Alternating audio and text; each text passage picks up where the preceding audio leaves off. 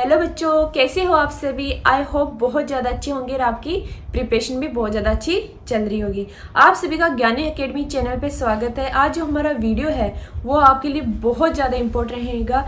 इस वीडियो में बायोलॉजी के जो सारे इम्पोर्टेंट क्वेश्चन है 2022 के प्रीवियस क्वेश्चंस है वो सारे इंक्लूड किए गए हैं। आप इनको जरूर देखें। साथ ही कौन सी टॉपिक से कितने क्वेश्चन आ रहे हैं, कौन से भाग कितना परसेंटेज इसमें इंक्लूड हो रहा है वो आपके लिए डाला गया है। स्पेशली आप पूरा वीडियो जरूर देखें।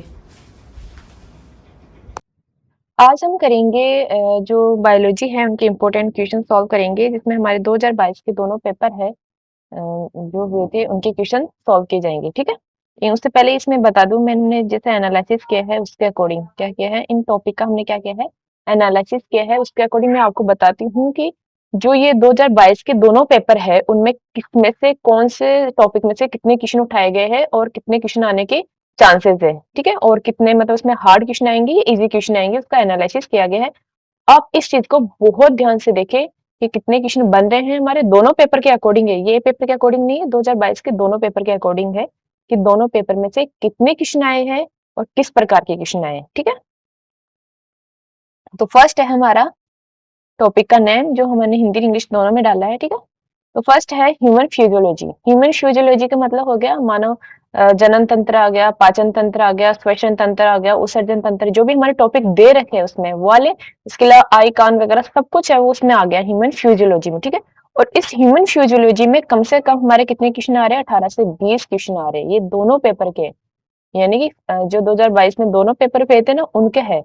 यानी ए पेपर की बात करें कम से कम 9 से 10 क्वेश्चन आए। ठीक है, तो दोनों पेपर में कितने हैं, 18 से 20 क्वेश्चन आए हैं। यानी कि कम से कम यदि हम उसकी वेटेज की बात करें तो कितना है, 28% क्या कर रहा है, ये कवर कर रहा है, क्योंकि उसमें क्या टॉपिक में पॉइंट भी बहुत सारे दे रखे हैं।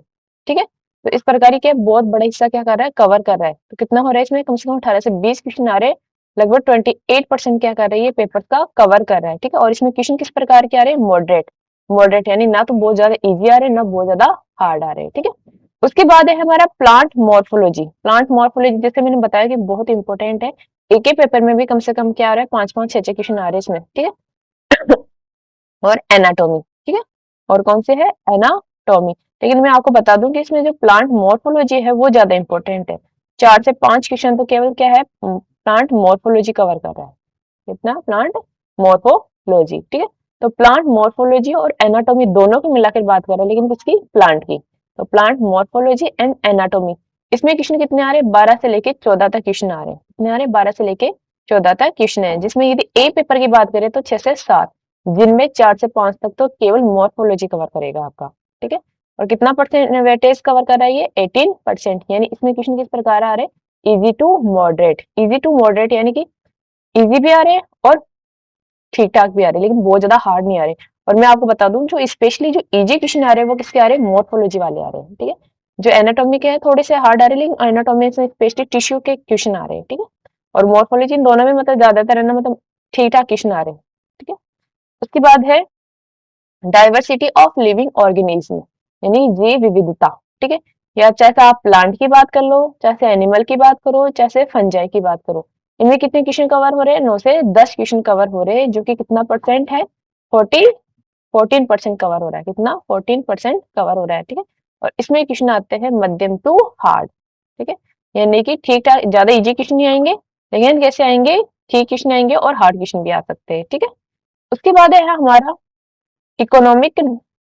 तीसरा कौन सा है, economic botany and human welfare, यानी कि आर्थिक वनस्पति विज्ञान और मानव कल्याण की बात करें तो इसमें कितने क्वेश्चन कवर हो रहे हैं, 7 से 8 क्वेश्चन कवर हो रहे हैं, जो कितना परसेंटेज है, 11%। दोनों पेपरों की बात हो रही है, कितने परसेंटेज कवर करता है, 11% कवर करता है। और इसमें कैसे आ रहे हैं, फैक्चुअल क्वेश्चन आ रहे हैं, जो कैसे है, हार्ड क्वेश्चन। ठीक है, उसके बाद है हमारा है पर्यावरण एंड इन्वायरमेंटल। ठीक है, पर्यावरण और इन्वायरमेंटल में कितने क्वेश्चन आ रहे हैं, पर्यावरण एंड इन्वायरमेंटल, यानी कि इकोलॉजी एंड इन्वायरमेंटल में पारिस्थितिकी एवं पर्यावरण, इनमें से लगभग 5 क्वेश्चन आ रहे हैं। और ये दोनों पेपरों की बात हो रही है, ए पेपर की बात नहीं रही, 5 क्वेश्चन, यानी एक में 2 से 3 मान लो। ठीक है, और कितना परसेंट कवर कर रहा है, 7%। और इसमें कैसे क्वेश्चन आ रहे हैं, इजी क्वेश्चन आ रहे हैं, यानी कि ज्यादातर क्या कर रहे हैं, जैसे मान लो कि ये इकोसिस्टम शब्द किसने दिए वगैरह, सिंपल छोटे छोटे क्वेश्चन दिए गए हैं। ठीक है, पहले है प्लांट फिजियोलॉजी। प्लांट फिजियोलॉजी में 4 यानी दोनों पेपरों की बात करें तो एक पेपर ये हम मान सकते हैं 1 से 2 क्वेश्चन यानी 2 क्वेश्चन कवर हो रहे हैं लगभग, ठीक है। ये कितना परसेंटेज कवर कर रहा है? 6%। और इसमें किस प्रकार के क्वेश्चन आ रहे हैं? मध्यम, यानी ना तो बहुत ज्यादा इजी आ रहे हैं ना बहुत ज्यादा हार्ड आ रहे हैं, ठीक है। उसके बाद है बायोटेक्नोलॉजी। बायोटेक्नोलॉजी मतलब जैव प्रौद्योगिकी, ठीक है। इसमें क्वेश्चन कितना आ रहा है? 3, ठीक है। और ये जो टॉपिक है इसमें से भी कौन कौन सी टॉपिक है इसके लिए मैंने एक वीडियो अपलोड किया था, आप उसमें जाके देख सकते हैं। स्पेशली बायोलॉजी के क्वेश्चन का एनालिसिस करके मैंने आपके लिए कौन कौन से टॉपिक इंपॉर्टेंट है उसके ऊपर वीडियो बनाया था। आप उसको जरूर देखें, उससे आपको पता लग जाएगा कि इन टॉपिक में से भी कौन सा टॉपिक इंपॉर्टेंट है, ठीक है। और कितना परसेंट कवर कर रहा है ये? 4%। और इसमें कैसे क्वेश्चन आ रहे हैं? इजी, ठीक है। इवोल्यूशन विकास, ठीक है। इवोल्यूशन विकास इसमें तो कितने आ रहे हैं? 3 आ रहे हैं, लगभग 4% कवर कर रहा है। और कैसे आ रहे हैं? मध्यम प्रकार के आ रहे हैं, जिसमें समजात होता है, समवर्ती अंग होता है। इसके अलावा हम ना डार्विन का क्या है? प्राकृतिक वर्ण का सिद्धांत आ गया, हार्डी वैन वर्ग का सिद्धांत आ गया। ये कुछ है उसमें जो इम्पोर्टेंट है, और ये उद्विकास जो है ना उस चैप्टर में से आए हुए हैं, ठीक है।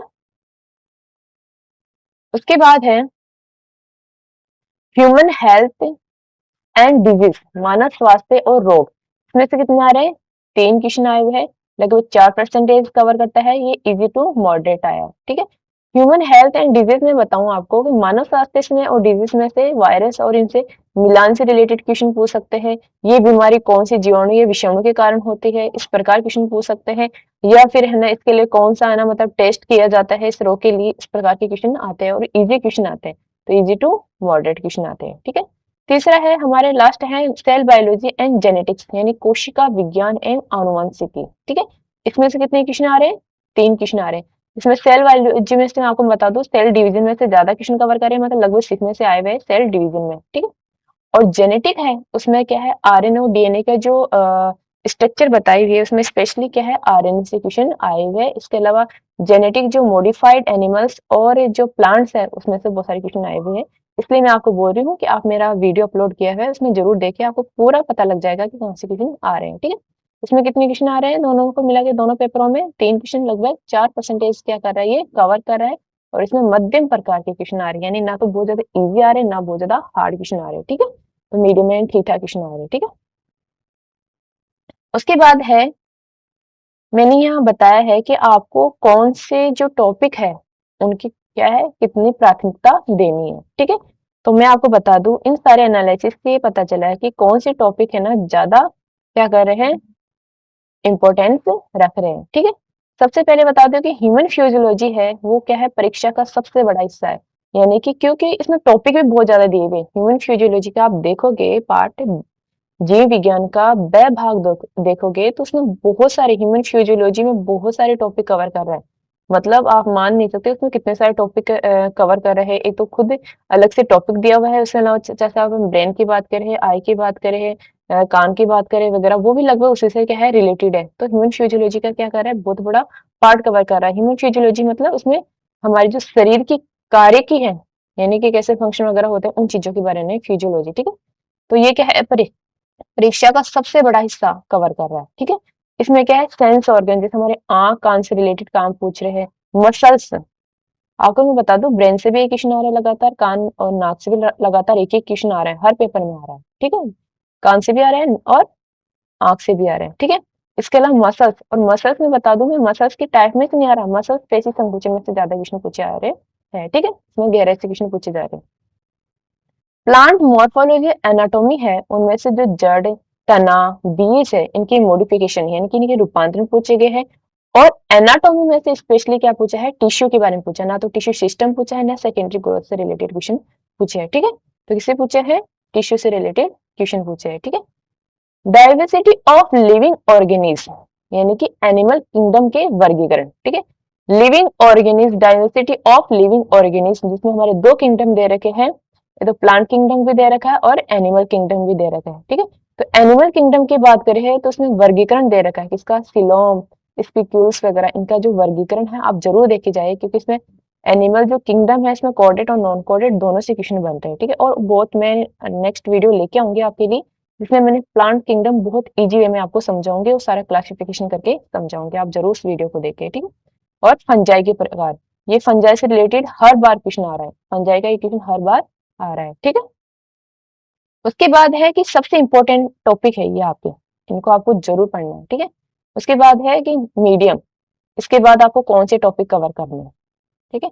इसके बाद करने हैं आपको economic, botany and human welfare, जिसमें क्या आ सकता है आपके वैज्ञानिक साइंटिफिक नेम हो सकता है और औषधीय पौधों से रटने वाले पर्सन आ सकते हैं।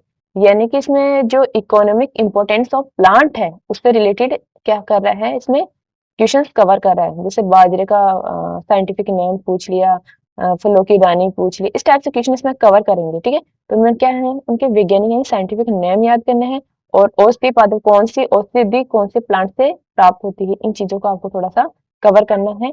जिसमें जो 11th क्लास की जो एनसीईआरटी की बुक्स है, जो अभी वाली चल रही है उनमें नहीं, इससे पहले जो चलती थी उनमें क्या है, जो मॉर्फोलॉजी टॉपिक है अपना चैप्टर है, उसके पीछे दिया हुआ है कि पीछे भी क्या है, फैमिली दी हुई है प्लांट की, वो आप पुरानी बुक्स में जाके देख सकते हैं, वहां आपको बहुत ज्यादा हेल्प मिलेगी, ठीक है। उसके बाद है इकोलॉजी। इकोलॉजी में आपके प्रदूषण, जो 12th क्लास का सबसे लास्ट चैप्टर है, एनसीईआरटी 12th क्लास का, उसमें सबसे लास्ट चैप्टर है, वो इससे क्या है पूरा कवर कर रहा है, किसमें, पोल्यूशन वाले से, प्रदूषण वाले से। उसमें से क्वेश्चन हर बार आ रहे हैं, ठीक है। तो इलेक्ट्रोस्टैटिक प्रेसिपिटेट से रिलेटेड क्वेश्चन पूछा है इसमें, फूड चेन से रिलेटेड क्वेश्चन पूछा है, नेशनल पार्क पूछ सकता है, ठीक है। उसके बाद है प्लांट फ्यूजियोलॉजी। प्लांट फ्यूजियोलॉजी में मुख्य रूप से क्या है, फोटोसिंथेसिस पे पूछा है, रेस्पिरेशन के बेसिक कॉन्सेप्ट पूछा है, जैसे वो क्या है, एरोबिक हो या एनारोबिक हो, इस टाइप से, ठीक है। तो आपको इन चीजों में इसको और इसको इम्पोर्टेंट देना है। बेटा ये दोनों जो 2022 के दोनों पेपर्स है उनका एनालिसिस करके हमने बताया है कि किसमें से कितने क्वेश्चन कवर हो रहे हैं, इसके वेटेज कितना है, ठीक है। इसमें किस प्रकार के क्वेश्चन आ सकते हैं, इजी आ सकते हैं, हार्ड आ सकते हैं, उसमें से आपको पहले कौन से टॉपिक कवर करने हैं, जब वो टॉपिक कवर हो जाएगी उसके बाद कौन से टॉपिक देखने हैं और लास्ट में कौन से टॉपिक देखने हैं, ठीक है। फिर है लिस्ट आस्क्ड टॉपिक्स, ठीक है, जो बहुत कम पूछे गए हैं, ठीक है, लिस्ट। एक तो सेल बायोलॉजी एंड जेनेटिक्स, ठीक है। और मैं बता दूं सेल बायोलॉजी में से सेल डिवीजन ज्यादा पूछा है, ठीक है। तो इस बार सेल साइकोलॉजी, सेल साइकिल, जिसमें क्या है, जी नॉट, जी नॉट एक स्टेज होती है, G1 G2 जी नॉट, ठीक है। तो उसमें से कौन सा पूछा है, जी नॉट स्टेज के लिए पूछा था, ठीक है।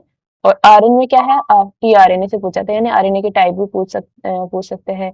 जो न्यूक्लिक एसिड होता है वो किस से मिलकर बना होता है, जिसमें आरएनए डीएनए आते हैं, तो आरएनए से सारी जो स्ट्रक्चर से रिलेटेड सारी डिटेल्स पूछ सकते हैं ना। तो आरएनए में टी आरएनए से बहुत कम परसेंट है, लेकिन पूरी तरह से छोड़ना सुरक्षित नहीं है, ठीक है। बायोटेक्नोलॉजी है, उसमें केवल कुछ चुनिंदा एप्लीकेशंस पूछे गए हैं, जिसमें बीटी कॉटन हो गया, गोल्डन राइस हो गया, यानी कि एक तरीके से वही आ गया, कैसे जो जेनेटिक मॉडिफाइड अपने प्लांट किए हैं, अपने उनको चेंजेस किए हैं उस प्रकार। तो गोल्डन राइस, बीटी कॉटन, ये क्या क्या है, इसी के रूप है, ठीक है। उसके बाद है, अभी जो प्रश्न है वो किस टाइप से पूछ रहे हैं, उसका पैटर्न क्या है, ठीक है। तो कंसेप्चुअल पूछ रहे हैं, फैक्चुअल रेशियो कितना है, परीक्षा में लगभग 60% तो क्या है, तथ्यात्मक प्रश्न पूछ रहे हैं, ठीक है। और 40% कैसे पूछ रहे हैं, अवधारणात्मक, यानी कि कंसेप्चुअल क्वेश्चन पूछ रहे हैं, ठीक है। और इसमें मैं आपको बता दूं कि लगभग जो 2022 के जो क्वेश्चंस आ रहे हैं उनमें लगभग क्या है, सारे एनसीईआरटी बेस्ड है। कुछ क्वेश्चन है जैसे इकोनॉमिक इंपोर्टेंस ऑफ प्लांट्स है, ये थोड़े से क्या है बार हो सकते हैं, और जो जीवाणु कवक, जीवाणु वगैरह वायरस इनके द्वारा होने वाली बीमारी है वो थोड़ा सा एनसीईआरटी से बाहर जाके पूछ सकता है, ठीक है। तो NCERT line based and application based question आ रहे हैं, अधिकांश प्रश्न सीधे कहाँ से आ रहे हैं, एनसीईआरटी से उठाए गए हैं। जैसे calyx is the outer most और जियो नॉट इज क्यूसेंट स्टेज, ठीक है। ये डायरेक्ट आपको देखना, आप चेक करना है, डायरेक्ट एनसीईआरटी से उठाए। ये क्या, मैं तो सारे बता रही हूँ लगभग, यानी 90% कहाँ से उठाए गए, एनसीईआरटी से उठाए गए, डायरेक्ट एनसीईआरटी की लाइनें ऐसे से क्वेश्चन बनाए गए, ठीक है। और एनसीईआरटी से बाहर कहाँ से आ रहे हैं वो भी आपको बता दूं, जो स्टेट बोर्ड यानी कि जो स्टेट बोर्ड से रिलेटेड जो पुरानी बुक्स चलती थी उनसे उठाए गए हैं। जैसे कि चाय की अंतः कलिकाएं, यानी कि गोल्डन टिप्स, ठीक है। इसके अलावा बाजरे का वानस्पतिक नाम, ठीक है। इसके अलावा रेसिपी औषधि, ठीक है। ये कहाँ से उठाया गया है, राजस्थान बोर्ड की जो पुरानी बुक्स है या फिर इकोनॉमिक जो बॉटनी है उनसे प्रेरित है। यानी कि आप इतना जाने के लिए आप एनसीईआरटी से बाहर जाने की कोई ज्यादा जरूरत नहीं है। इन क्वेश्चनों में आप, मैं बता रही हूँ आपको, जो मॉर्फोलॉजी के जो पीछे टॉपिक दिए हुए हैं फैमिलीज, उनमें भी आप देख सकते हैं, उसमें लास्ट में क्या एग्जाम्पल लिखा हुआ है, ये किस प्लांट से औषधि प्राप्त हो रखी, ये चीजें उसमें दी हुई है, तो आप वो जरूर देख सकते हैं। और मुश्किल से 1-2 क्वेश्चन आने के चांसेस है, इसलिए आप बहुत ज़्यादा बुक्स इकट्ठी ना करें, आप एनसीईआरटी पढ़ लोगे तब भी आपके लिए सफिशिएंट रहेगी, ठीक है? उसके बाद है मैचिंग एंड सीक्वेंस क्वेश्चन, शरीर को अंगों का सही क्रम, जैसे आंख से रिलेटेड पिछली बार क्वेश्चन आया था, ठीक है? तो आंख की परतों का क्रम आया था, बीमारियों का मिलान पूछ सकते हैं, तो मैचिंग क्वेश्चन भी आ सकते हैं, ठीक है?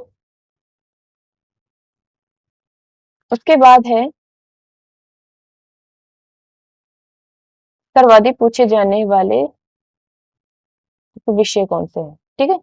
इन उप विषयों को छात्रों को सबसे पहले कवर करना चाहिए। कौन-कौन से? ह्यूमन फिजियोलॉजी में कौन-कौन से? जो भी बता दिया मैंने। सेंस ऑर्गन में क्या करना है आपको? आई स्ट्रक्चर कवर करनी है, ठीक है? उसका सीक्वेंस कवर करना है ना? और ईयर ओसिसल्स करना है, जैसे मेलिस इंटरस्टेपिस आपको क्या करना है? कवर करना है। लोकोमोशन और मूवमेंट में आपको क्या है? Sarcomere, actin myosin band, hydrogen zone ये कवर करना है। केमिकल कोऑर्डिनेशन में क्या कवर करना है आपको? थायराइड है ना? Addison disease, Leydig cells, androgens cover करने हैं। डाइजेशन है ऑब्जर्वेशन में आपको क्या कवर करना है? गैस्ट्रिक ग्लैंड सेक्रेशन कवर करना है। वाटर डाइट कवर करना है, ठीक है? प्लांट मॉर्फोलॉजी एनाटॉमी में आपको क्या कवर करना है? मॉडिफिकेशन कवर करना है, जिसमें ऑनियन बल्ब होते हैं, स्वीट पोटैटो रूट्स हो गया, न्यूमेटोफोर्स हो गया, ये कवर करना है। सीड स्ट्रक्चर में क्या करना है? टैगमन, स्कूटेलम, कोलियोप्टाइल।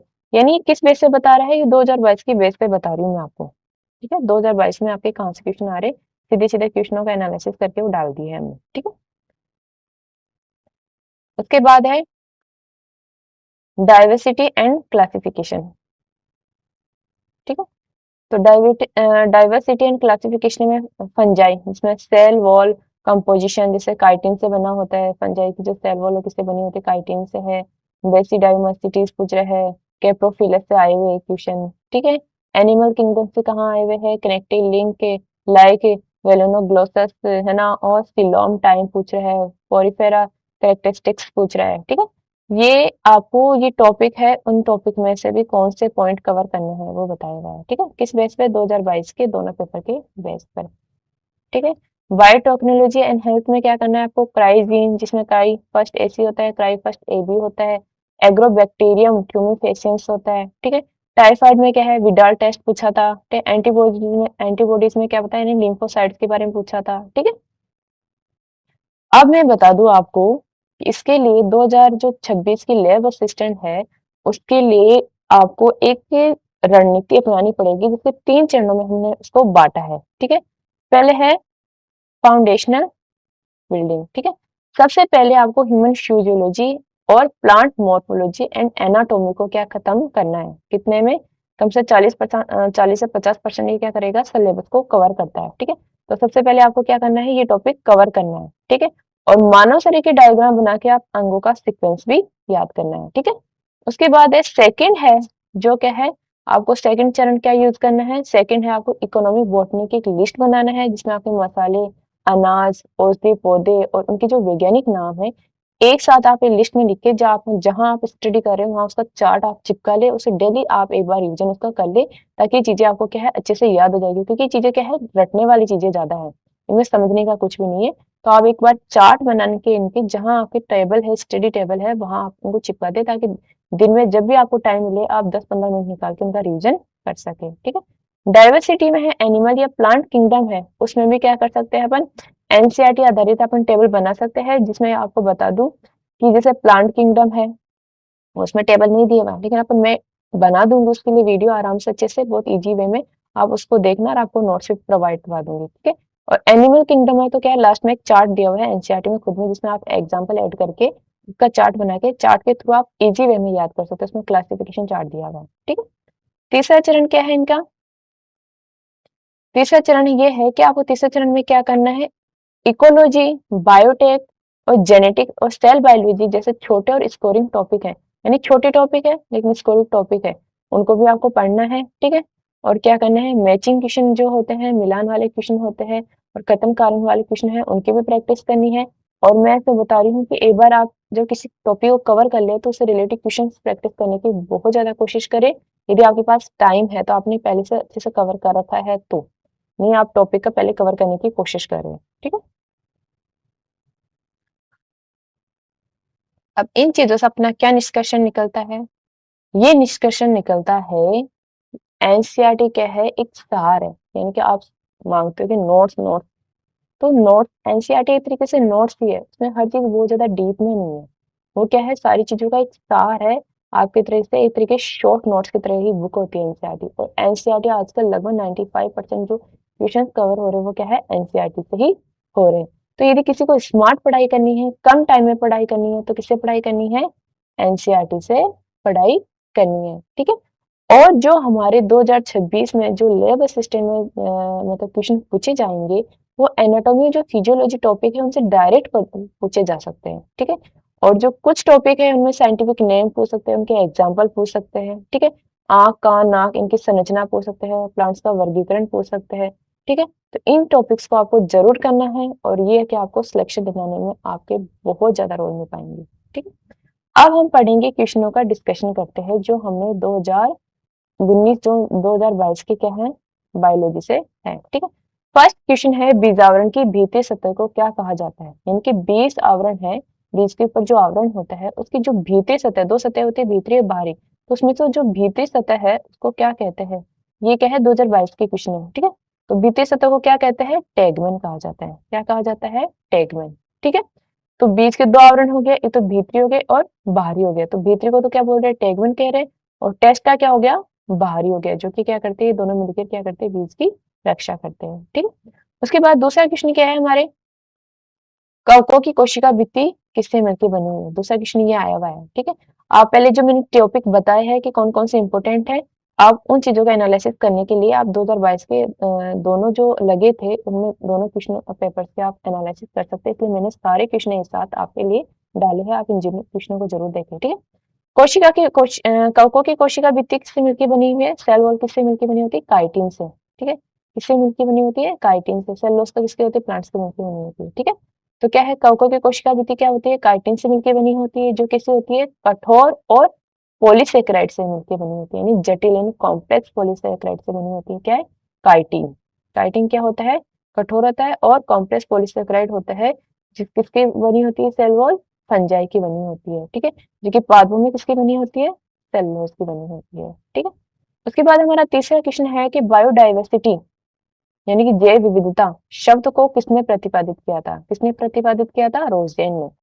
किसने प्रतिपादित किया था, रोजेन ने, ठीक है। तो आपको बता दूं कि जो बायोडाइवर्सिटी शब्द था वो 1985 में किसने दिया था, वॉल्टर जी रोजेन ने के द्वारा बताया गया था, ठीक है। उसके बाद इकोसिस्टम शब्द शायद टेंसले ने बताया था, ठीक है। तो आप उनके साथ साथ ये चारों ऑप्शन है उनको भी एक बार ध्यान देके ये किस किसने बताए थे। उसके बाद हमारा नेक्स्ट क्वेश्चन है, द्विनिषेचन और त्रिसल्यन किस पादवर्ग की विशेषता है, किसकी पादवर्ग की विशेषता है, द्विनिषेचन और त्रिसल्यन किसमें होता है, एंजियोस्पर्म में होता है, किसमें होता है, एंजियोस्पर्म में होता है, ठीक है। तो क्या होता है, केवल किसमें पाया जाता है, एंजियोस्पर्म में। तो आपको पता होना चाहिए कि द्विनिषेचन और जो त्रिसल्यन होता है वो किसकी विशेषता है, ओनली एंजियोस्पर्म की विशेषता है, जहां एक नर युग्मक अंड कोशिका से और दूसरा द्वितीय केंद्रक से संलयन करता है, यानी दो नर युग्मक होता है जिसमें से एक नर युग्मक अंड कोशिका से संलयन करता है, जिसका द्विनिषेचन कहता है, और दूसरा क्या है, द्वितीय केंद्रक से संलयन करता है, ठीक है। उसके बाद हमारा नेक्स्ट पॉइंट क्या है,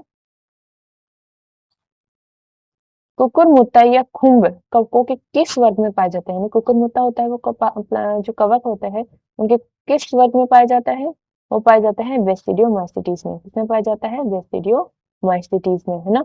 कुकुरमुत्ता का मतलब होता है मशरूम, ये एग्रीकस, ठीक है। ये किसमें पाया जाता है, बेसिडियोमाइसीटीज के अंदर आता है, ठीक है। और इन्हें सामान्यतः क्या बोलते हैं, क्लब फंजाई भी कहा जाता है, ठीक है। उसके बाद हमारा नेक्स्ट क्वेश्चन है, पुष्प का सबसे भारी चक्कर क्या है, पुष्प का सबसे भारी चक्कर क्या होता है, बाह्य दल पुंज कहलाता है, यानी कैलिक्स कहलाता है, ठीक है। ये भी सारे क्या है, पुष्प के भाग है, लेकिन सबसे पहले क्या सा पाया जाता है, ये पाया जाता है, फिर ये पाया जाता है, फिर इसके अंदर दोनों ही कवर होते हैं, ठीक है। तो सबसे भारी दल कौन सा है, सबसे जो भारी चक्कर कौन सा होता है, बाह्य दल पुंज होता है, ठीक है। अब मैं आपको बता दूं, एक पूर्ण पुष्प के चार चक्र होते हैं जिनमें दो सहायक होते हैं और दो मैन होते हैं, ठीक है। तो सबसे भारी चक्कर होता है वो तो क्या होता है, कैलिक्स होता है, उसके बाद क्या होता है, करोला होता है, और उसके अंदर क्या होता है, जाइलम और पुमंग होते हैं। और जो कैलिक्स होता है वो कली अवस्था में क्या करता है, पुष्प की रक्षा करता है। ठीक है। उसके बाद हमारा 7वां क्वेश्चन है, क्वेश्चन में ग्लूकोज का पायरुपिक अम्ल में विघटन क्या कहलाता है? क्वेश्चन में ग्लूकोज का पायरुपिक अम्ल में विघटन क्या कहलाता है? ग्लाइकोलाइसिस प्रोसेस में होता है। ये डायरेक्ट एनसीईआरटी से पूछा गया है। कहाँ होता है? ग्लाइकोलाइसिस प्रोसेस में। ठीक है। तो मैं आपको बता दूं कि कोशिका द्रव्य में ग्लूकोज होता है। ग्लूकोज में कितने होते हैं? C6H12O6 होते हैं। कितने कार्बन होते हैं? 6 कार्बन होते हैं। तो इसका एक अणु टूट के पायरुपिक अम्ल के कितने बनाता है? 2, क्योंकि इसमें कितने कार्बन होते हैं? 3। तो 3 कार्बन इंटू 2 बराबर कितना हो गया? 6 कार्बन, है ना। तो एक ग्लूकोज टूट के कितने पायरुपिक एसिड बना रहा है? 2 अणु बना रहा है। और ये प्रोसेस क्या कहलाती है? ग्लाइकोलाइसिस। 8वां क्वेश्चन देखें, निम्नलिखित में से कौन सा मूल रूपांतरण श्वसन में सहायक होता है? कौन सा होता है मूल रूपांतरण? ऐसी कौन सी मूल होती है जो मॉडिफाइड हो जाती है किसके लिए? श्वसन के लिए। कौन सी होती है? निमेटोफोर। कौन सी होती है? निमेटोफोर। ठीक है। और ये कहाँ पाई जाती है? दलदली या मैग्रो क्षेत्रों में उगने वाली होती है। कौन? राइजोफोरा की जड़ें। ठीक है। ये राइजोफोरा की जड़ें इसलिए होती है, दलदली क्षेत्रों में क्या हो जाता है कि जो मिट्टी होती है उसमें हर जगह क्या होता है? पानी भर जाता है, जिसके कारण वहाँ ऑक्सीजन नहीं होती श्वसन के लिए। ऐसी स्थिति में वो जड़ें होती है ऊपर की ओर निकल के आ जाती है। किसके लिए? श्वसन के लिए। ठीक है। और वो कौन से में पाए जाते हैं? उनकी जो जड़ें होती हैं उनको तो बोलते हैं निमेटोफोर। और ये कौन से होते हैं प्लांट? राइजोफोरा। ठीक है। उसके बाद है हमारा नवा क्वेश्चन। नवा है कि निम्नलिखित में से कौन सा एक विषम बीजाणु टेरिडोफाइट है? विषम बीजाणु कौन सा है? विषम बीजाणु यानी हेटेरोस्पोरस। दो होता है, होमोस्पोरस और हेटेरोस्पोरस। तो कौन सा है? स्लेजिनेना। कौन सा है? स्लेजिनेना। ठीक है। तो स्लेजिनेना एक साल्विनिया होता है, उनमें हेटेरोस्पोरस क्या है? टेरिडोफाइट है। आपको दोनों याद रखना है, स्लेजिनेना एंड साल्विया। ठीक है। जो दो अलग अलग प्रकार के क्या है? बीजाणु उत्पन्न करते हैं, जिसमें एक तो लघु होता है, एक क्या होता है? गुरु होता है। ठीक है। उसके बाद है हमारा 10वां क्वेश्चन। 10वां क्वेश्चन हमारा ये है कि वह मेरिस्टेम या विविधतक जो स्थायी उत्तकों के बीच में पाया जाता है उसे क्या होता है? अंतर्विषिप होते हैं, यानी इंटर कैलोरी कहा जाता है। यानी घास में पाया जाता है। जो एक बीजपत्री प्लांट्स होते हैं उनको क्या करते हैं? जो शाकाहारी जीव होते हैं वो खा जाते हैं, तो ऐसे स्थिति में वापस ग्रोथ कर लेती है, जैसे घास वगैरह। तो उनमें कौन सा टिश्यू पाया जाता है? कौन सा मेरिस्टेम पाया जाता है? उनमें पाया जाता है इंटर कैलोरी। ठीक है। तो यहाँ बताया हुआ है ये कैसा होता है? ये स्थायी ऊतकों के बीच पाया जाता है, जिसे घास पाया जाता है, और ये क्या करते हैं? इनकी लंबाई में ग्रोथ के लिए जिम्मेदार होता है। फिर है अनाज के बीजों में पाए जाने वाला ढालाकार बीजपत्र क्या कहलाता है? अनाज कैसे होते हैं? एक बीजपत्र, जैसे गेहूं वगैरह की बात करें तो उनमें जो ढालाकार बीज, उन्हें बीजपत्र कैसे होता है? ढालाकार। और उसको क्या बोलते हैं? स्कूटेलम। क्या बोलते हैं उसको? स्कूटेलम कहा जाता है। ठीक है। तो एक बीजपत्री प्लांट जैसे गेहूं मक्का में बूंद में केवल एक बड़ा और ढाल के आकार का बीजपत्र पाया जाता है, जिसे क्या कहा जाता है? स्कूटेलम कहते हैं। ठीक है। उसके बाद है हमारा 12वां क्वेश्चन है, निम्नलिखित में से कौन सा एक बृहद पोषक तत्व नहीं है? बृहद पोषक नहीं है। ये अभी हमारे सिलेबस में नहीं है, लेकिन ये जो 2022 वाले में उसमें क्वेश्चन पूछा गया है, उस टाइम सिलेबस में हो सकता है। ठीक है। तो क्या है? लोहा या आयरन हो सकता है। ठीक है। इसमें क्या है? वृहद पोषक तत्व कौन सा है? आयरन ही, चारों ऑप्शन के अकॉर्डिंग। ठीक है। तो पादपों का लोहा यानी आयरन एक सूक्ष्म पोषक तत्व है, यानी माइक्रो न्यूट्रिएंट है। जबकि फास्फोरस, सल्फर और पोटेशियम कैसे होता है? Macro nutrient. ठीक है। और अपन को पूछा है कि वृहद पोषक तत्व नहीं है, तो कौन सा नहीं है? आयरन नहीं है। ठीक है। उसके अलावा है तीसरा क्वेश्चन, 13वां क्वेश्चन। 13वां क्वेश्चन क्या दे रखा है कि निम्नलिखित में से कौन सा मूल तंत्र द्विबीजपत्री पादपों में पाया जाता है? इसमें द्विबीजपत्री पादपों में, और क्या मूल तंत्र? वो होता है मुशला मूल तंत्र, जिसे टैप रूट कहा जाता है। ठीक है। द्विबीजपत्री पौधों जैसे कि सरसों, चना में प्राथमिक जड़ जब विकसित होती है तो विकसित होकर क्या बनाती है? मुसला मूल यानी कि टैप रूट सिस्टम बनाती है। जो कि एक बीजपत्र में क्या पाई जाती है? जकड़ा यानी फाइबर्स रूट सिस्टम पाया जाता है। ठीक है। इसके अलावा हमारे फिर 14 क्वेश्चन क्या है, क्यूटिकल किसमें नहीं पाई जाती है? तो क्यूटिकल इसमें नहीं पाई जाती, जड़ों में नहीं पाई जाती। ठीक है। तो कहाँ नहीं पाई जाती है? ये मूल में नहीं पाई जाती, मूल में नहीं पाई जाती। क्यूटिकल मूंग जैसे पतली परत होती है जो क्या करती है? जल की हानि होती है उसको क्या होती है? रोकती है। और ये जड़ों में अनुपस्थित होती है, क्योंकि जड़ों में तो क्या है? जल का अवशोषण किया जाता है जड़ों के थ्रू। ठीक है। उसके बाद है हमारा 15वां क्वेश्चन क्या बोल रहा है, जब एक अणु दूसरे अणु से स्वतंत्र गति करते हैं तो झिल्लिका को पार करता है, यानी कि एक अणु झिल्लिका को पार करते समय दूसरे अणु से क्या है, स्वतंत्र रूप से गति कर रहा है। ठीक है, तो उस अवधि को क्या कहते हैं, यूनिपोर्ट। तो दोनों अलग अलग आप एक दूसरे से स्वतंत्र रूप से गति करेंगे तो क्या बोलेंगे, उसे यूनिपोर्ट कहेंगे। ठीक है, जब कोई अणु किसी अन्य से स्वतंत्र रूप से झिल्ली या मेम्ब्रेन को पार करता है तो उसे क्या कहते हैं, यूनिपोर्ट कहा जाता है। ठीक है, उसके बाद हमारा नेक्स्ट क्वेश्चन कौन सा है, वह स्थान जहां सामान्य आंख में सबसे अच्छा प्रतिबिंब बनता है और जिसमें संवेदी कोशिकाएं विशेषकर शंकु यानी कोण कोशिकाएं सर्वाधिक मात्रा में पाई जाती है, वो कौन सा भाग होता है, पीत बिंदु होता है, येलो स्पॉट बोलते हैं इसको। ठीक है, तो पीत बिंदु मतलब येलो स्पॉट, जिसका अन्य नाम है मैकुला लूटिया। ठीक है, ये रेटिना का वह भाग है जहाँ के कोण कोशिकाएं पाई जाती है और सबसे स्पष्ट क्या होता है, विजन होता है। ठीक है, उसके बाद है हमारा 17वां क्वेश्चन, क्या बोल रहा है, हमारा 17वां क्वेश्चन बोल रहा है कि मोटे तंतु का केंद्रीय भाग, मोटे मतलब मायोसिन तंतु। ठीक है, मोटे तंतु का केंद्रीय भाग जो पतले तंतु से, यानी कि पतले तंतु ये है, ठीक है, और इसमें मोटे तंतु ये, तो ये भाग इसका मोटे तंतु का जो पतले तंतु से कवर कर रहा है, कौन सा होता है, एच जोन। कौन सा होता है, एच जोन होता है।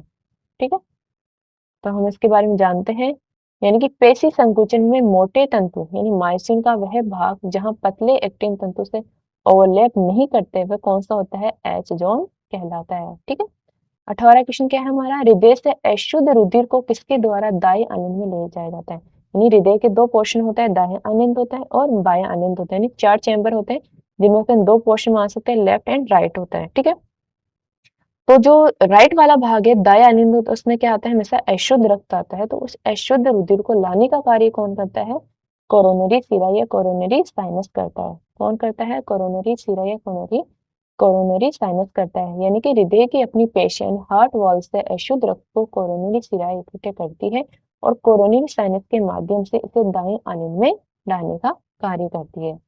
ठीक है, उसके बाद है 19 क्वेश्चन, निम्नलिखित वाक्य पेशी के लिए है, यानी पेशी के लिए कौन सा सही है, हल्के बेंडो में एक्टिन होता है, ये सही है, हल्के बेंडो को विषम देशिक, इन विषम देशिक मतलब एनाइसोट्रॉपिक कहती है, ये गलत है, गहरे बेंडो में मायोसिन होता है, एक्टिन तंतु मोटे तंतु होते हैं, ये भी गलत है, ये सही है, ये हाँ ये भी गलत है। ठीक है, तो कितने आ रहे इसमें, फर्स्ट एंड थर्ड, ये दोनों क्या है, सही है।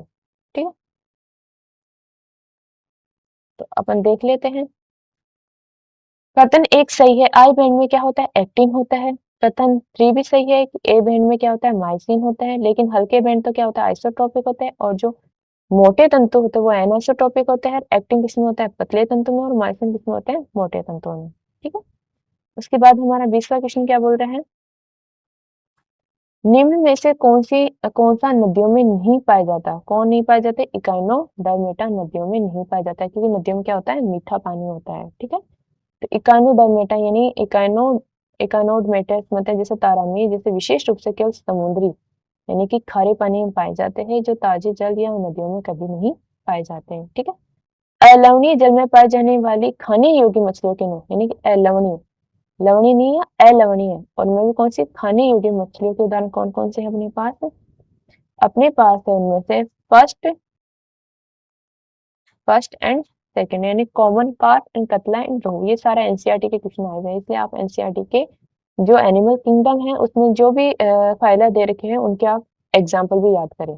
ठीक है, तो कौन से दे रखे हैं, कॉमन कार्प एंड कतला एंड रोहू। ठीक है,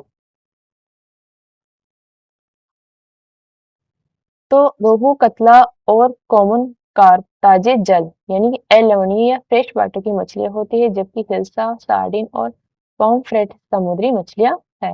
ठीक है, उसके बाद है सिद्धांत, जिसमें जीन कोश यानी कुल जीव संख्या में जीन्स एवं उनके युग्म विकल्पी एक जनसंख्या में सुस्थिर होती है, दिया गया था। किसने दिया गया था कि यानी कि किसी भी जीव कोश होते हैं, ये जनसंख्या होती है, उसमें कुल जीव जो जीन्स होते हैं उनका जो कोश होता है वो क्या होता है, स्टेबल रहता है, यानी चेंज नहीं होता। किसने दिया था, हार्डी वेनबर्ग ने ये सिद्धांत दिया था। ठीक है, तो हार्डी वेनबर्ग सिद्धांत के अनुसार एक बड़ी या यादृच्छिक रूप से प्रजनन करने वाली आबादी में एलील और जीनोटाइप की जो आवृत्तियां होती है वो क्या होती है, स्थिर रहती है और इसको क्या बोलते हैं, आनुवंशिक संतुलन बोलते हैं। ठीक है। उसके बाद है हमारा 23वां क्वेश्चन।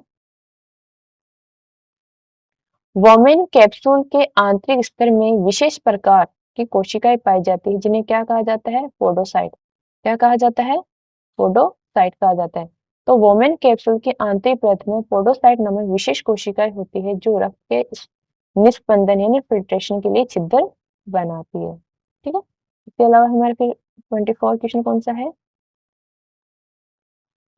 रोग जिसमें सोडियम पोटेशियम का संतुलन बिगड़ जाता है तथा ये एल्डोस्टेरोन की अधिकता से उत्पन्न होता है, वो कौन सा है, कौन सा रोग होता है, कौन सा होता है जो सोडियम पोटेशियम के संतुलन के बिगड़ने से होता है और ये एल्डोस्टेरोन की अधिकता से होता है, उसे बोलते हैं कौन सा रोग। ठीक है। तो एल्डोस्टेरोन के अत्यधिक स्राव के कारण कौन सिंड्रोम डिजीज होता है जिसमें हमारे सोडियम की अधिकता और पोटेशियम की क्या हो जाती है, कमी हो जाती है, यानी सोडियम पोटेशियम का क्या होता है, बैलेंस बिगड़ जाता है। ठीक है।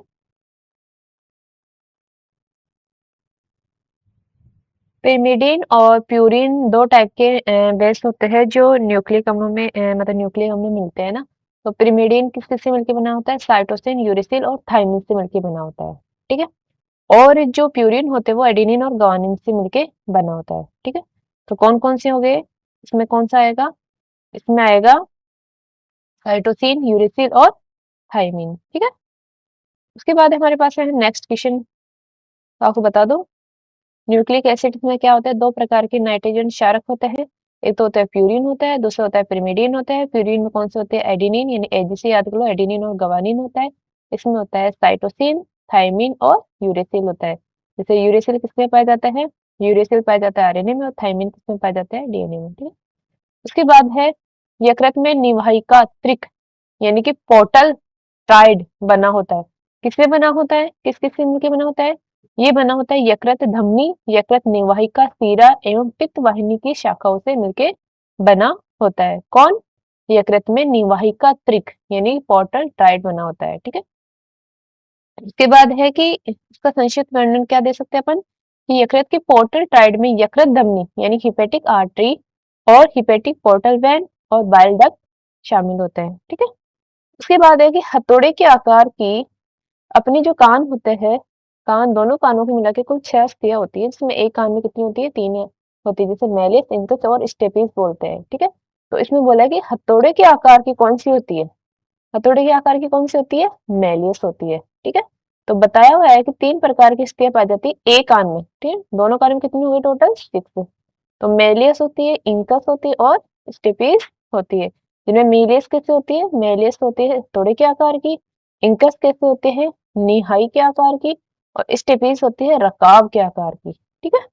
उसके बाद है कोर्डेट और नॉन कोर्डेट के बीच की योजक कड़ी कौन सी है, योजक कड़ी अब बहुत पूछी गई है। ठीक है। तो कोर्डेट और नॉन कोर्डेट के बीच की योजक कड़ी कौन सी होती है, वेलुनोग्लोसस। कौन सी होती है, वेलुनोग्लोसस। ठीक है। तो ये बताया गया है कि हेमिकोर्डेटा संघ के जीव जैसे वेलनगुलोसस को नॉन कोर्डेटा और कोर्डेटा के बीच की क्या बोल रहे हैं, योजक कड़ी बोल रहे हैं। यानी कि वेलेनोग्लोसस है ना, उसमें कुछ जो गुण है वो कोर्डेट के आते हैं और कुछ गुण है वो नॉन कोर्डेट के आते हैं। इसलिए अपन ऐसे मानते हैं कि इन दोनों के बीच में क्या है, ये इनके बीच में एक ये वाली कंडीशन रही होगी, उसके बाद क्या बना है, नॉन कोर्डेट से कोर्डेट बना है। ठीक है। उसके बाद है शुक्राणु पशु रूपांतरित होकर स्पर्म बनाते हैं, यानी इसमें ये है स्पर्मेटोजोआ की बात हो सकती है। तो रूपांतरित होकर क्या बनाते हैं, स्पर्म बनाते हैं। ठीक है। इस प्रक्रिया को क्या बोलते हैं, स्पर्मियोजेनेसिस। इसमें रूपांतरण की बात आ रही है। ठीक है। एक तो होता है स्पर्मेटोजेनेसिस, ठीक है, और एक इस होता है स्पर्मियोजेनेसिस। जहां रूपांतरण की बात आती है वहां क्या करना है आपको, स्पर्मियोजेनेसिस करना है। ठीक है। तो क्या करना है, स्पर्मियोजेनेसिस।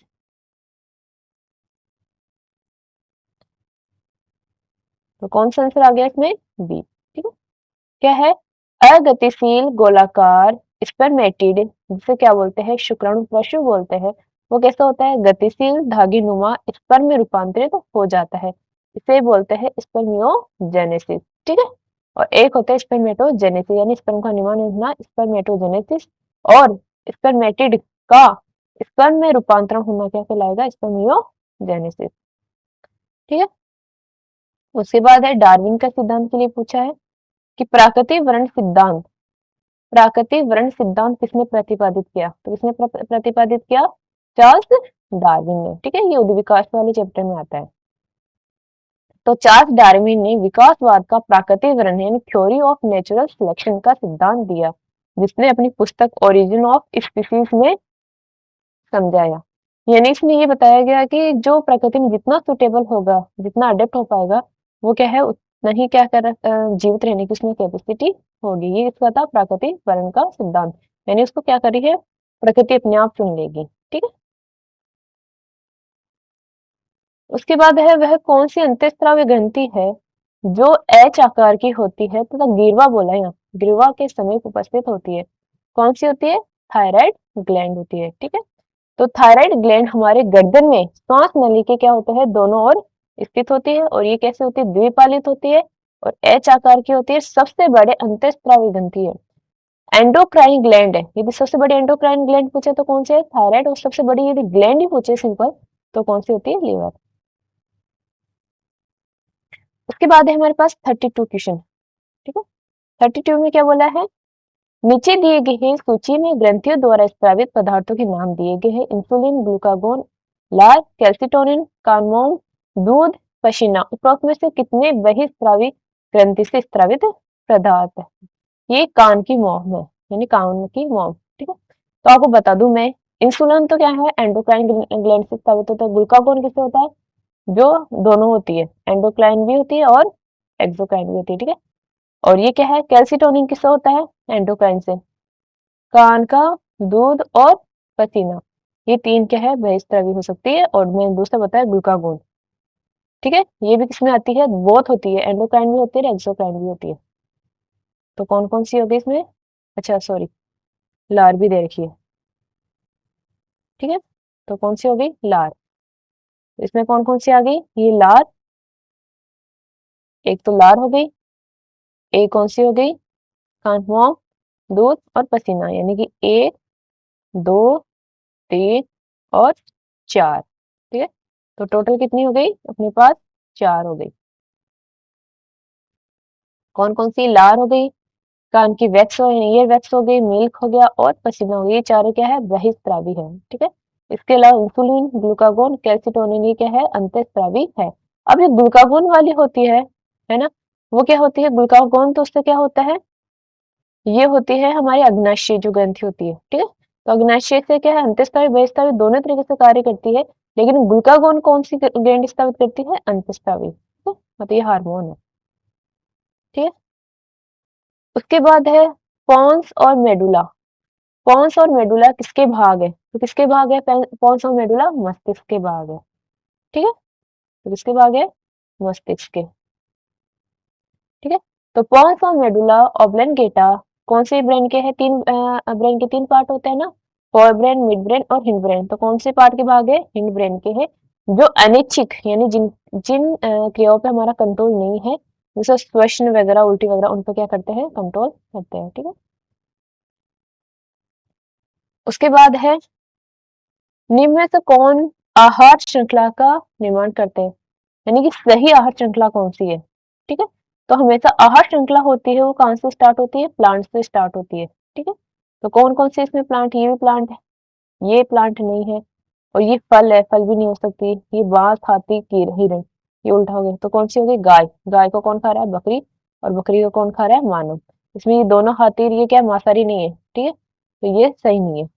ठीक है, तो ये क्या हो गया? घास, बकरी और मानव। की घास है, घास बकरी कैसे होती है? शाकाहारी होती है ऐसे।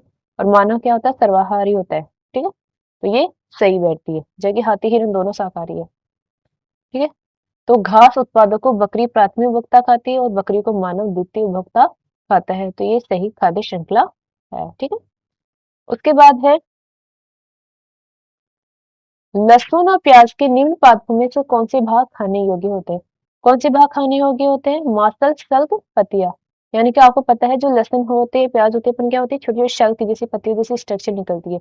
जो मांसल होती है तो कैसे होती है? मांसल, शल्क, पतिया। ठीक है, तो इसका संक्षिप्त में होता है, देखिए अपन, प्याज और लहसुन में भोजन पत्तियों में संचित होता है, अतः इनके खाने योग्य भाग कौन सा होता है? मांसल, शल्क, पतिया से फ्लेक्सी स्केल लीव्स बोलते हैं। ठीक है, उसके बाद हमारा 36वां क्वेश्चन कौन सा है? कोशिकाएं जो आगे विभाजित नहीं होती और जीवन अवस्था से निकलकर निष्क्रिय अवस्था में पहुंचती है, जिसे कोशिका चक्र की कौन सी है? जी नॉट अवस्था बोलते हैं। ज्यादातर जो नर्व यानी कि मस्तिष्क से रिलेटेड जो कोशिका है उनकी बात होती है।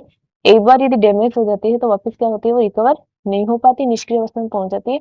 और कौन सी कोशिका चक्र में चली जाती है? जी नॉट में। ठीक है, और जी नॉट मतलब शांत अवस्था। ठीक है, तो कोशिका चक्र में विभाजन नहीं करने वाली कोशिकाएं जीवन से निकलकर कहाँ चली जाती है? जी नॉट फेज में। ठीक है, उसके बाद है द्रवोतक। द्रवोतक कोशिकाओं की कोशिका भित्ति यानी स्क्लेरेंकाइमा, कोशिकाओं की कोशिका भित्ति किससे बनी होती है? स्क्लेरेंकाइमा की बात हो रही है। तीन होती है ना, यह है सिंपल टिश्यू। सिंपल टिश्यू तीन टाइप के होते हैं, है ना? Parenchyma, collenchyma, sclerenchyma. तो स्क्लेरेंकाइमा की बात हो रही है, तो क्या पाया जाता है उनमें? लिग्निन पाया जाता है। ठीक है, तो स्क्लेरेंकाइमा कोशिकाएं मृत होती है और जो मृत होती है उनमें क्या पाया जाता है? लिग्निन हो जाता है, लिग्निन का जमा हो जाता है, जिसके कारण वो मोटी और कठोर हो जाती है। ठीक है, उसके बाद है हमारे पास 38। ताप विद्युत संयंत्र यानी एग्जॉस्ट में मौजूद 99% कणकीय पदार्थों को हटाने के लिए किसका यूज किया जाता है? स्थिर विद्युत अवक्षेप अवक्षेपित्र। ठीक है, ये एनसीईआरटी के सारी क्वेश्चन लगभग एनसीईआरटी के हैं। ठीक है, तो क्या है इसका आंसर? इलेक्ट्रोस्टैटिक प्रेसिपिटेटर का उपयोग थर्मल पावर प्लांट के धुएं से सूक्ष्म कणों को हटाने के लिए किया जाता है। अब है मसालों का राजा किसे कहा जाता है? तो मसालों का राजा कहा जाता है काली मिर्च को। किसको कहा जाता है? काली मिर्च को। ठीक है, तो काली मिर्च जिसे ब्लैक पेपर बोलते हैं को मसालों का राजा यानी किंग ऑफ स्पाइसेस कहा जाता है। उसके बाद है बाजरे का वानस्पतिक नाम क्या है? क्या है बाजरे का वानस्पतिक नाम? पेनिसिटम टाइफोइडिस। ठीक है, यानी आंसर कौन सा है? सी है। ठीक है, तो बाजरे का वानस्पतिक नाम है पेनिसेटम टाइफोइडिस। इसे क्या बोलते हैं? इसका अन्य नाम भी दे रखा है। ठीक है,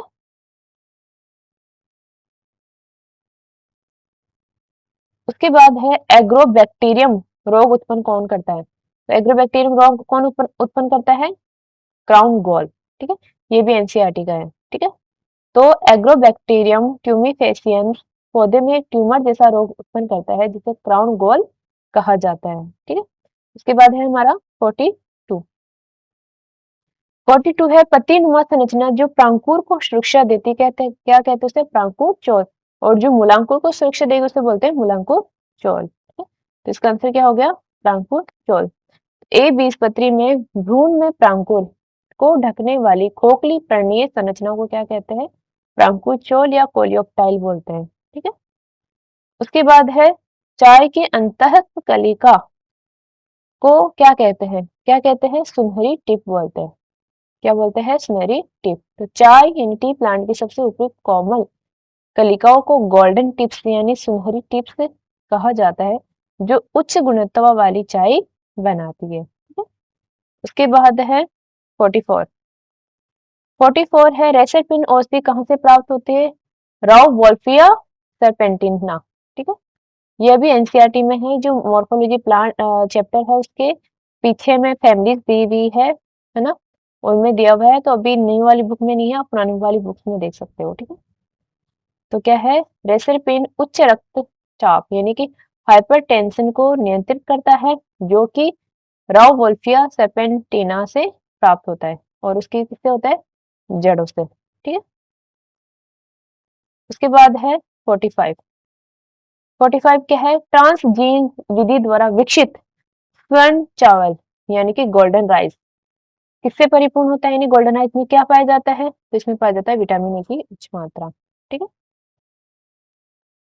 तो है कि गोल्डन राइस एक जेनेटिक मॉडिफाइड फसल है जिसे बीटा कैरोटीन ना, बीटा कैरोटीन के उत्पादन के लिए विकसित किया गया है। फिर है खाने योग्य जड़ें पाई जाती है।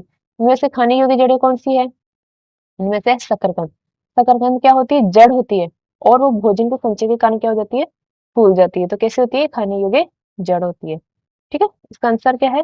शकरकंद भोजन का संचय करने वाली एक अपस्थानिक जड़ है। ठीक है, जो कि आलू और अदरक क्या है? भूमिगत तने हैं।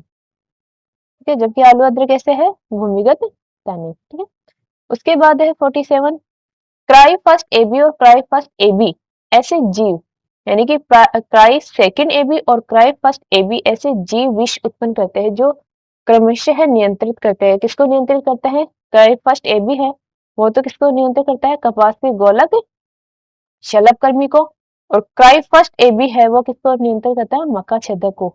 ये भी एनसीईआरटी का क्वेश्चन है। ठीक है, तो क्या है, अनुवांशिक अभियांत्रिक फसल यानी बीटी कॉटन में क्राई सेकंड एबी और क्राई फर्स्ट एसी, ठीक है, ये एसी होगा। ठीक है, एसी जीन कपास के मुकुल कृमि यानी कॉटन वॉल्वम को मारते हैं, जबकि क्राई फर्स्ट एबी, अच्छा सॉरी एबी है यहाँ पे, है ना, फर्स्ट एबी। ठीक है, जबकि क्राई फर्स्ट एबी जीन यानी मक्का छेदक यानी कॉर्न बोरर को कंट्रोल करता है। ठीक है,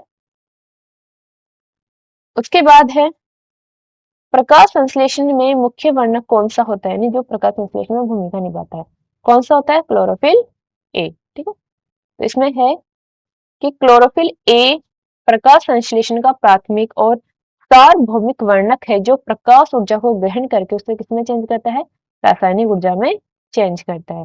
ठीक है, उसके बाद है गोबर में पाई जाने वाली, यानी कि गोबर पर पाई जाने वाली कवक कौन सी है, कहाँ पर पाई जा रही है, गोबर पर, तो कौन सी है, कोप्रोफिलस। कौन सी होते हैं, कोप्रोफिलस। ठीक है, वे कवक जो गोबर या मल पर उगते हैं उन्हें क्या कहा जाता है, कोप्रोफिलस कहा जाता है। ठीक है, उसके बाद है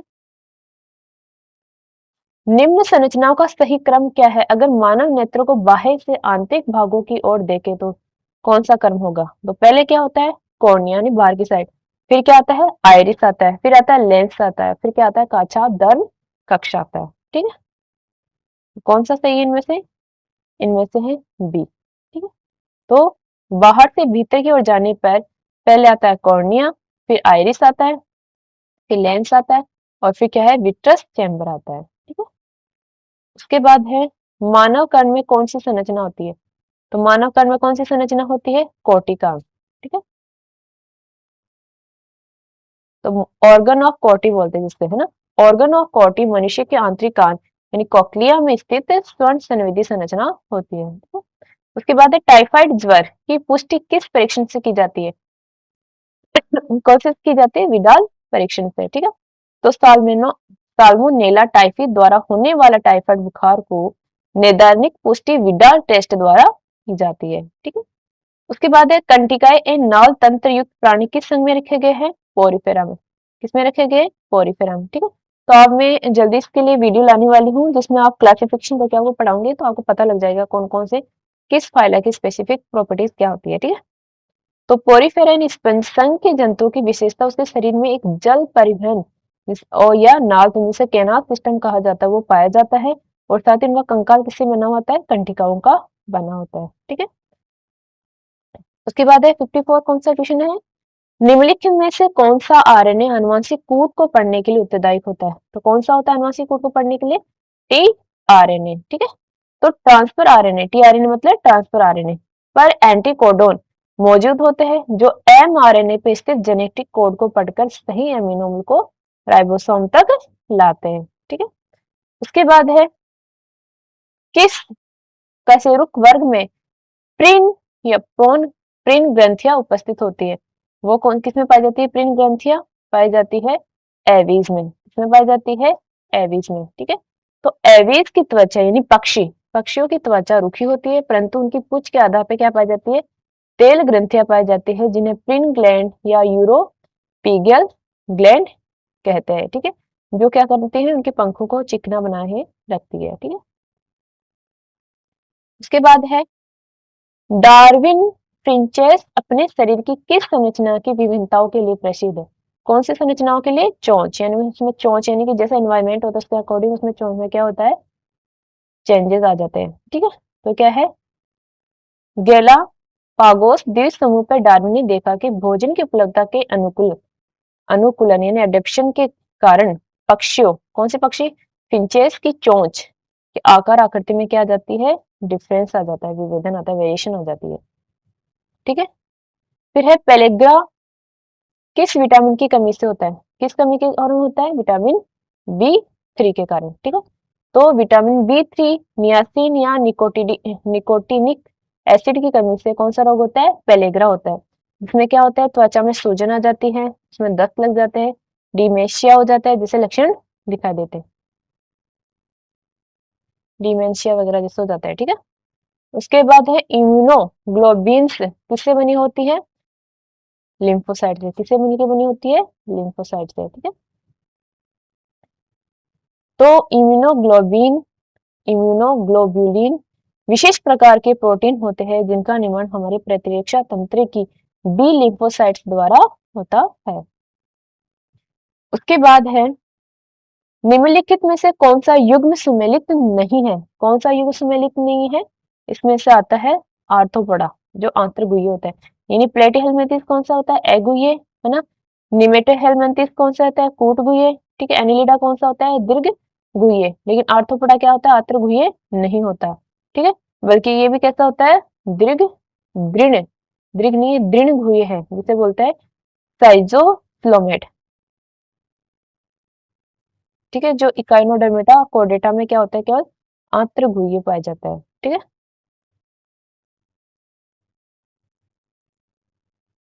उसके बाद है आमाशय की जठर ग्रंथियां स्तावित करती है। क्या स्तावित करती है आमाशय की जठर ग्रंथियां? श्लेष्मा करती है, एचसीएल करती है और पेप्सिनोजन, ठीक है। तो ये है आमाशय की गैस्ट्रिक ग्रंथियों से श्लेष्मा यानी म्यूकस, हाइड्रोक्लोरिक एसिड और एंजाइम कौन सा? पेप्सिनोजन स्तावित होता है। ट्रिप्सिन कहाँ से स्तावित होता है? अग्नाशय से, ठीक है। उसके बाद है रेखित पेशी में संकुचन की सबसे छोटी क्रियात्मक इकाई है। इसमें रेखित पेशी में कौन सी होती है? सार्कोमियर। कौन सी होती है? सार्कोमियर, ठीक है। तो इसमें दे रखा है कि दो लगातार जेड रेखाओं के बीच किसको क्या कहा जाता है? सार्कोमियर कहा जाता है, जो पेशी संकुचन की सबसे छोटी क्रियात्मक इकाई होती है, ठीक है। उसके बाद हमारा नेक्स्ट क्वेश्चन है स्तंभ फर्स्ट में दिए गए रोगाणु को स्तंभ सेकंड में दिए गए रोग से मिलान करते हुए सही उत्तर का अपन को क्या करना है? चयन करना है, ठीक है। तो मैं बता दूं, ए है लेशमानिया डोनोवानी, ये क्या होता है? कालाजार रोग। इसके कारण क्या होता है? कालाजार। वो चेरिया ब्रैंकोफाइट इसके कारण क्या होता है? इसके कारण होता है फाइलेरिया। क्या होता है? फाइलेरिया। ट्रिपेनोसोमा, ट्रिपेनोसोमा के कारण क्या होता है? निद्रालु। क्या रोग होता है? निद्रालु, ठीक है। और प्लाज्मोडियम के कारण क्या होता है? मलेरिया। तो आंसर कौन सा हो गया? बी, ठीक है। लेशमानिया से कालाजार, वुचेरियो ब्रैंकोफाइट से क्या होता है? फाइलेरिया, हाथी पांव भी कहा जाता है। और ट्रिपेनोसोमा से क्या होता है? Sleeping sickness. और प्लाज्मोडियम से क्या होता है? मलेरिया रोग होता है, ठीक है। उसके बाद है मानव शरीर के किस भाग में यूरिया का संश्लेषण होता है? कौन से भाग में होता है? यकृत, ठीक है। तो मनुष्य के शरीर में अमोनिया को कम हानिकारक बनाने के लिए उसमें किसमें चेंज कर दिया जाता है? यूरिया में बदल दिया जाता है। और वो चक्र क्या कहलाता है? ऑर्निथिन चक्र कहलाता है, जो किसमें होता है? लीवर द्वारा होता है, ठीक है। उसके बाद है 64, कौन सा हार्मोन लेडिंग कोशिकाओं द्वारा संश्लेषित या निष्कासित होता है? कौन सा हार्मोन होता है? एंड्रोजन्स होता है, जिसमें स्पेशली कौन सा आता है? टेस्टोस्टेरोन आता है। तो इसमें है कि वृषण की लेडिंग कोशिकाओं से, जिसे अंतराली कोशिकाएं भी कहा जाता है, उससे एक नर लैंगिक हार्मोन स्रावित होता है जिसे एंड्रोजन्स कहा जाता है। उसमें मुख्य रूप से कौन सा होता है? टेस्टोस्टेरोन होता है, ठीक है। उसके बाद है किस ग्रंथि के द्वारा हार्मोन उत्पादन के लिए आयोडीन की आवश्यकता होती है? किसके लिए होती है आयोडीन की आवश्यकता? थायराइड के लिए, ठीक है। उसकी कमी से गोइटर रोग हो जाता है, ठीक है। तो थायराइड ग्रंथि को थायरोक्सिन हार्मोन बनाने के लिए आयोडीन की आवश्यकता होती है, ठीक है। उसके बाद है उसके बाद है निम्नलिखित में से कौन सी गैस मुख्य रूप से ग्रीन हाउस प्रभाव के लिए उत्तरदायी होती है? कौन सी होती है? CO2। ये कौन सी गैस होती है? CO2। ये आपके एनसीईआरटी के जो 12th चैप्टर है, 12th क्लास की 12th चैप्टर है, मतलब लास्ट वाला चैप्टर है, उसमें सारे ग्रीन हाउस गैसेस के लिए ग्रीन हाउस के लिए कौन कौन सी गैसेस, वो सारा कुछ चार्ट वगैरह भी बताई हुई है, जिसमें सबसे 60% कौन सी होती है? CO2 होती है, ठीक है। मैथेन भी होती है। अब इसमें बताया गया है कि कार्बन डाइऑक्साइड सबसे ग्रीन हाउस गैसेस है, जो लगभग 60% का योगदान होता है, जो पृथ्वी को क्या ग्रीन हाउस के कारण क्या होता है, पृथ्वी का टेम्परेचर क्या होता है, इंक्रीज होता है, जिसे ग्लोबल वार्मिंग कहा जाता है। ठीक है, उसके बाद है राजस्थान स्थित केवलादेव राष्ट्रीय उद्यान किस प्राणी के लिए शीतकालीन आवास क्षेत्र है? किसके लिए है? पक्षी के लिए। किसके लिए?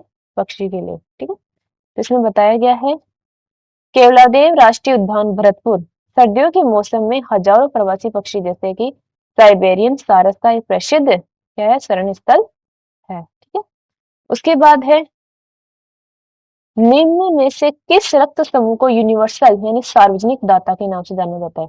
यानी कि जो सबको ब्लड दे सकता है वो कौन सा होता है? ओ। और सबसे ग्रहण कर सकता है वो कौन सा होता है? A B. ठीक है, तो रक्त समूह ओ विशेष रूप से ओ नेगेटिव, यानी इनमें दो होता है ना, ओ नेगेटिव और ओ पॉजिटिव, तो उसमें से कौन सा? ओ नेगेटिव में कोई एंटीजन नहीं होता, इसलिए वो सभी व्यक्तियों को क्या कर सकता है? रक्त दे सकता है। ठीक है, उसके बाद है प्याज का कंद यानी एक रूपांतरित है। किसका रूपांतरित होता है प्याज का कंद? तने का रूपांतरण होता है। ठीक है, तो इसमें बताया है प्याज का लब एक भूमिगत रूपांतरित तना होता है जिसका अत्यंत क्या होता है? संकुचित होता है। जो कैसा होता है? अत्यंत संकुचित होता है, यानी डिस्क नुमा होता है, जिसके चारों ओर मांसल शल्क पत्तियां पाई जाती है। ठीक है, उसके बाद है 70 क्वेश्चन है हमारा,